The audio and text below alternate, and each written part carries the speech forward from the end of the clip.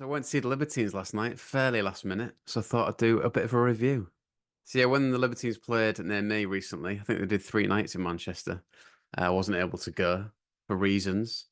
But then last week, my mate, let's call him Noodle, told me he secured guest list spot somehow. So I was keen to get involved with that, just being the clout chaser that I am. Even though the gig was in Lincoln, when I agreed to go, I don't think I appreciated that it'd be a 2.5 hour drive from where I was on Sunday to get there.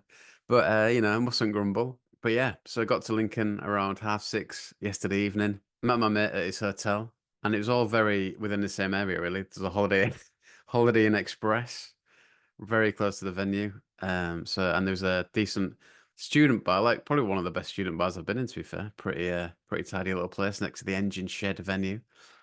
So yeah, went there. I probably mentioned stopping drinking on there a bit too much, but it's interesting for me because I think it was the first social gig I've been to where I hadn't been drinking. Like I've been to some by myself, well, like one or two maybe, which is quite easy to do, not drinking. You just do your own thing. But this one was a bit more social, went with my mate, and proved to be a success, to be fair. I feel like the non-alcoholic beers are almost like placebos. They kind of like remove that anxiety a bit. It just feels like you're on a night out as normal, but you're just not getting hammered. Would love someone draft though.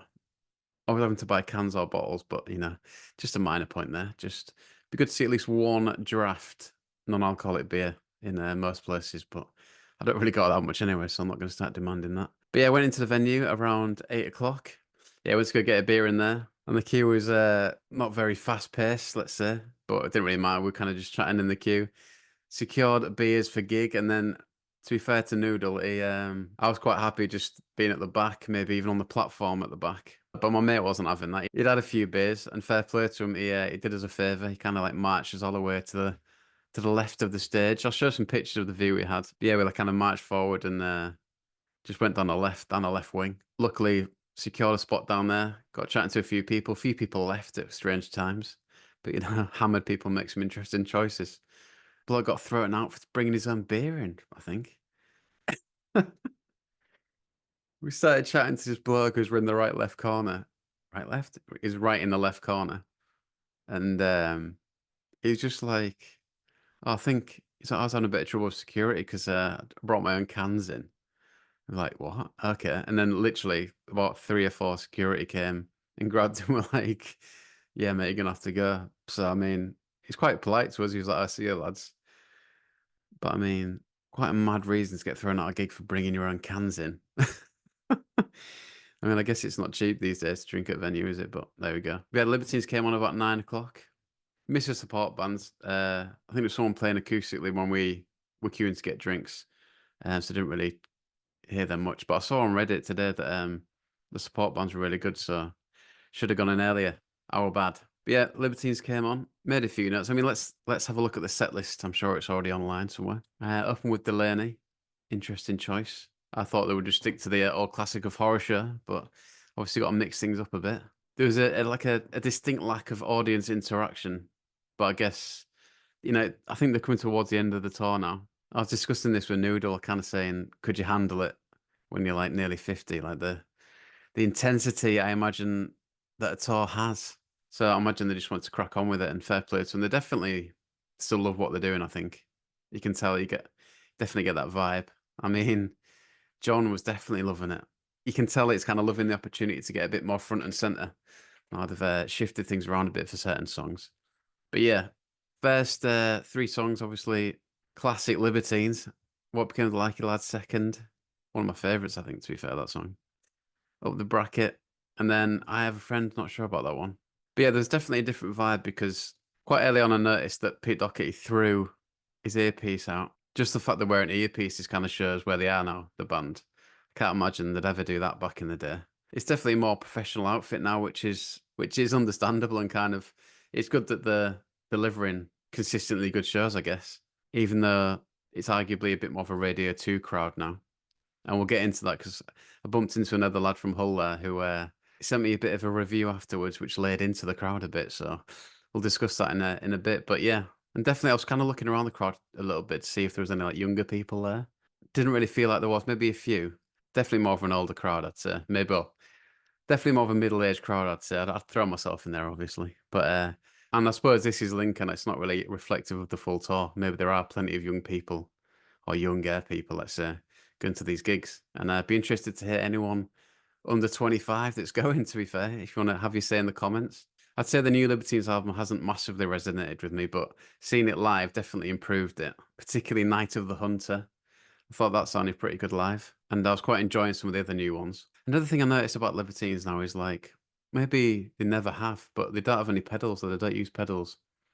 So there's like definitely consistent sounds for everything.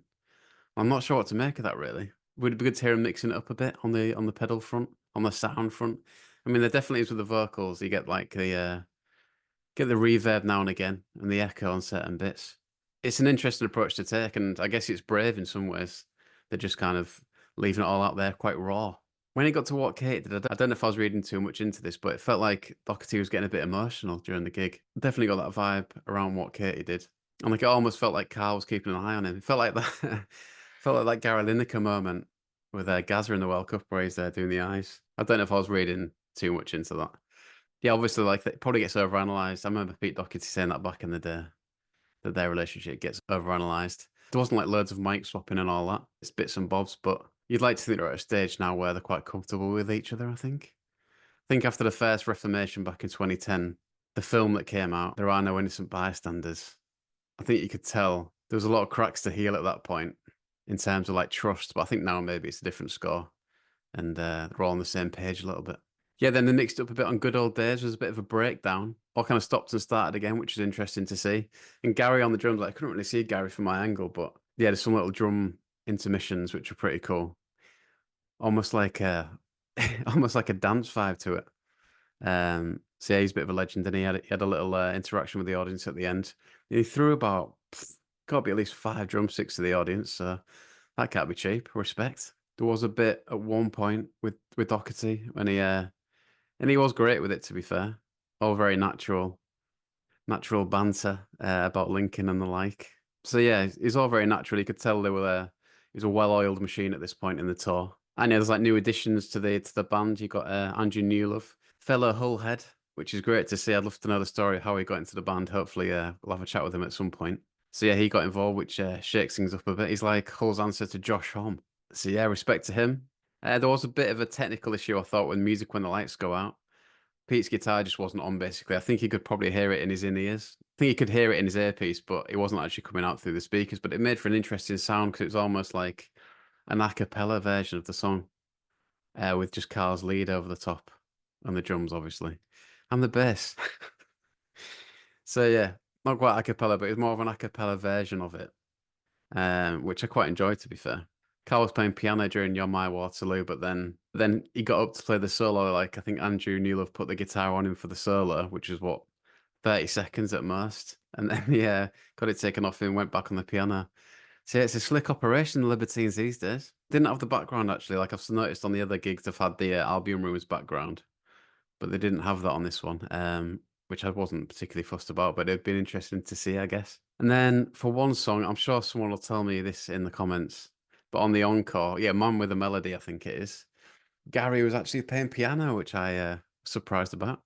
But yeah, that was good to see. They really kind of mixed up the dynamics and they kind of set the stage up where they're all singing close together. I'm sure it's a certain type of vibe that's deliberately set up that way. And yeah, that was interesting to see as well. Can't stand me now. Up until that point, that was the biggest crowd reaction, which you'd expect. It must be their biggest commercial hit, as it were.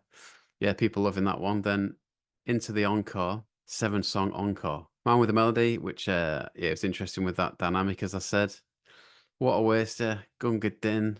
Never really had much time for that song. I don't know why. Last Post on the Bugle.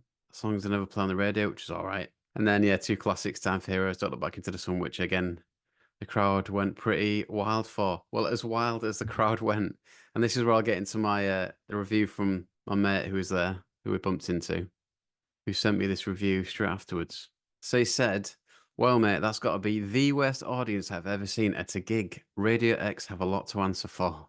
Libertines played well. Sound for the first 5 songs was terrible, but Christ, full of people like Arctic Monkeys at Hillsborough last year who were there to say they'd seen them. God help the Oasis tour, it's going to be full of them. Horrible. Then I asked him if he meant casual fans by Radio X fans, and he kind of said, yeah. We put exactly that, mate. Dead as a fart in there last night. And I mean, I think he was more towards the back, maybe. And like where I was, I mean, I've got to say there were some people who definitely enhanced the night with certain additives, let's say. And I mean, fair play to them if that's the way they want to enjoy the night. I just hope they had the next day off work because, blimey.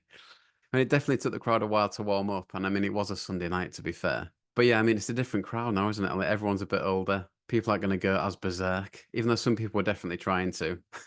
And some people were getting a bit annoyed at that, I think. One bloke was getting particularly defensive of his beer where I was. But yeah, interested to know what people make of that. I mean, like I said, with the Radio 2 tag now, it kind of is that more of the audience, isn't it? Where it's going to be a bit more chilled out, people just watching mainly.